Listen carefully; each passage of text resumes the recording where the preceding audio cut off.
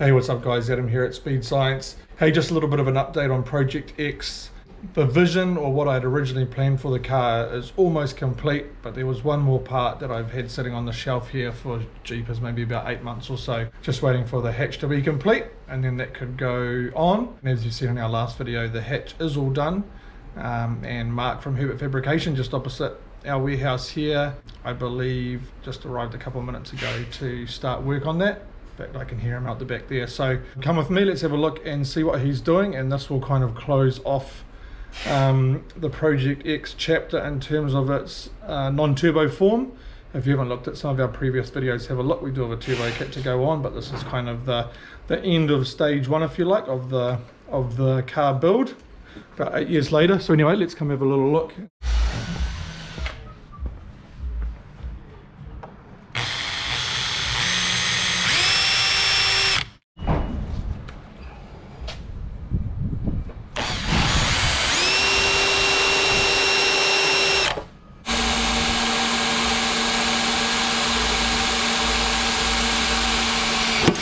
So Brian at PCI in the States told me about his new wing mount kit he was doing for the DC2. So it's what they call a gooseneck or a swan neck, mounts from the top, much better aerodynamic underneath the wing. There's less turbulence from the bracket being under there, and they look kind of cool and funky and unique, and I thought that'd be a great touch to put on the new hatch.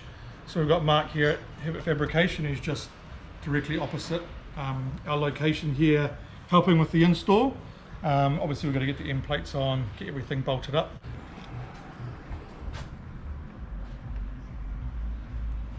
Get the fingers up in there. Oh, is there no bolt in there? Oh, sorry, just on the side. So down to the final moment here, everything's put together. We've adjusted the rake for maximum stance look for now, just because we've got no idea what we're doing with it and we just want it to look sweet. So we've set it up, angling up. It won't be wind tunnel tested, but we'll just go out there for some fun and have a play with it. But anyway, we've got the last end plate to chuck on, and obviously we need to give it a little bit of a clean up, and then she's done deal.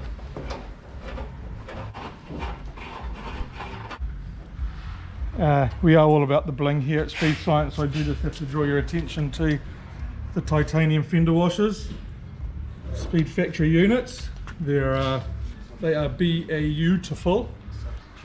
Yes, substituted from the original kit.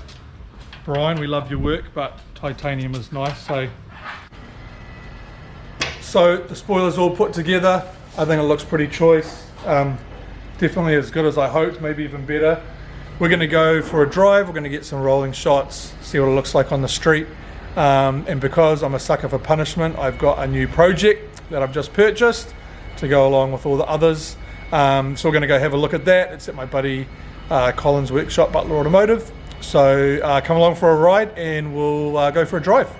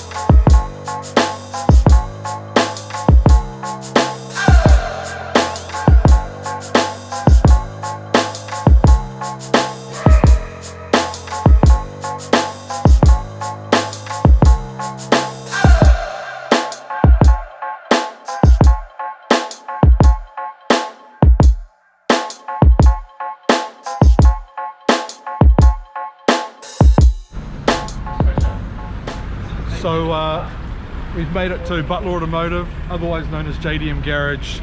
The owner's name is Colin. He's my oldest friend in the Honda community, way back to like the very early 2000s. He's the guy in New Zealand who's kind of been around the longest playing with Hondas that I know of, and he's got a little workshop here tinkering on customer cars, general servicing and cool stuff, which you're about to see. I actually forgot we need to drop off some bits to him. We supply parts for all his customer cars. We'll just come have a yarn to him. Colin! Morning guys, hi, my name is Colin. Around this small workshop here, you can see we do quite a bit of Honda stuff. So this time around, we're gonna do some work on Speed Science DC5 project. So cat's out of the bag, let's have a look around the corner. I had a customer who bought a DC5, so it's a JDM Type R, which are common here, had a K24 and he wanted to do a bunch of work to it, which we did cams, put on the dyno, and then he got kind of sick of the chassis being heavy.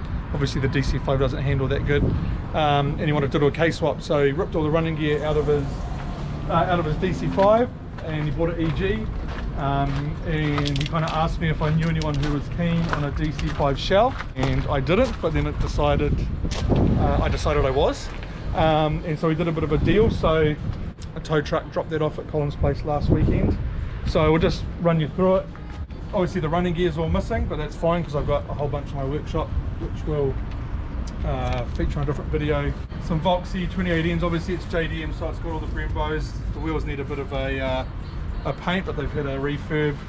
Shifter cables, basically anything drivelines got pulled out of it, but headers, intake there, it's got a Skunk 2 3-inch exhaust, engine intake, K-tuned headers, all came with the car. It's already on Skunk 2 lowering springs. Pretty much a complete car, just minus engine and trans, ECU, all of that we've got at the shop. So I'm going to drop all that off at Colin's tomorrow, and Colin's basically going to throw the whole thing together and let me know when it starts up and runs, and we'll get a bit more kind of detail on what will be required to do that later. Don't know what we'll call this project, too many, but yeah, I'll use this as a bit of a fun cruiser springtime soon. So might be the car over summer, and then we'll find something to do with it later, either turbocharge it or sell it or something. So yeah, cool times.